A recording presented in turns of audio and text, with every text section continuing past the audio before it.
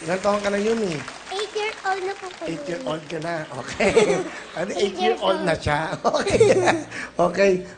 Katulad ni Erica, ikaw ba mayroong commercial? Opo. Panoodin Pero natin. ano po, hindi po nakunan ng kopya. Hindi nakuha. Opo. So, may mga BTR ka. Ano yung mga ginawa mo? May pelikula ka na bang ginawa? Opo, yung Die Beautiful po. Ako po dun si James Shaw. Kalaban ko po si May Shirley. BTR ba siya nun? Die Beautiful. Opo. Ah, May lines din po. paano? Ano? Yan, sige. Ano linya mo? Hi, I am James Sean. I am 6-year-old. I love fashion and swimming. May kasabihan po tayo. Di baling flat ang gulong, wag lang ang ilong. I thank you! Galing naman. Pang tekla. Ikaw ba may kasabihan ka ba, tekla? Oo naman, Will. Kasi nakakatuwa si Yumi, di ba? Ano ang kasabihan mo? Game. Hi, I'm Tekla. 44 taong gulang.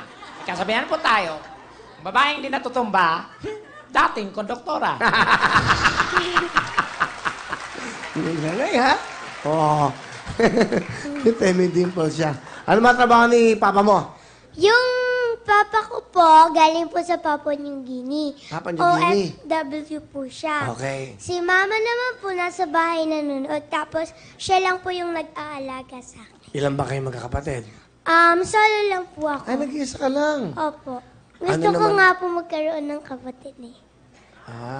Sabihin mo kay mama at kay papa mo, di ba? Di ba sa akin para meron kang kalaro? Eh, paulit-ulit na lang po wala eh. Wala. Anong paulit-ulit? Paulit-ulit ko na lang po sinasabi na Eh, gusto ko. baka darating ang magkapatid. panahon, di ba? Eh, come on, madaliin, syempre. Inaasikaso ka pa nila eh. Di ba? Sa kasidapa mo, nasa ibang bansa, syempre. Di ba? Iniisip yung future mo, tama? Opo. O, di ba, Le, ha? Okay, sige. Sino ang kasama mo? Kasama ko po si Papa. Pinapakilala ko po ang pinaka-cute at pinaka-pogi kong daddy, si Daddy J! Hello, Kuya Will! Kala ko si Paolo. Daddy James, kailan ka dumating? Galing Papua New Guinea. Halos 2 buwan na po, 1 taon po ako sa Papua New Guinea po, isang OFW.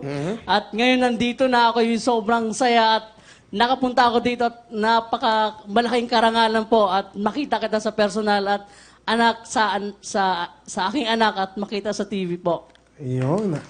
Isang OFW ka, dakilang OFW. Anong trabaho mo doon? Ako po ay isang computer technician po sa Papua New Guinea po. Alright. So, ilang taon ka sa Papua New Guinea? Halos 1 taon din po.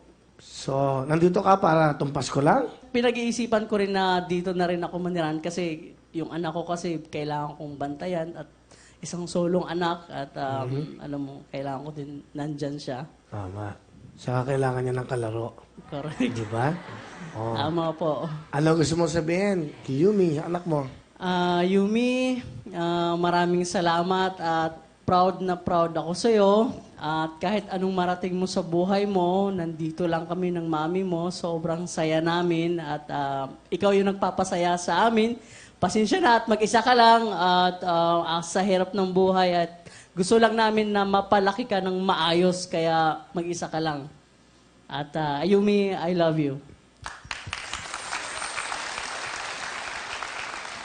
Daddy, thank you po dahil inaalagaan niyo po ako palagi. Kayo po ang naghahanda ng pagkain ko sa bahay. Tsaka dati po, namimiss ko na po yung dati tayo laging magkasama, sabay-sabay kumakain. Tsaka kahit saan di mo ko iniiwan. Sana, Daddy, dito ka na magtrabaho para lagi kitang kasama, Daddy. I love you, Daddy! I love you. Oo, sabi naman ng papa mo, baka gusto niyo dito na para sama-sama na kayo, ano? Opo. Ganda ng mukha ni Yumi, gandang bata, ha? Thank you.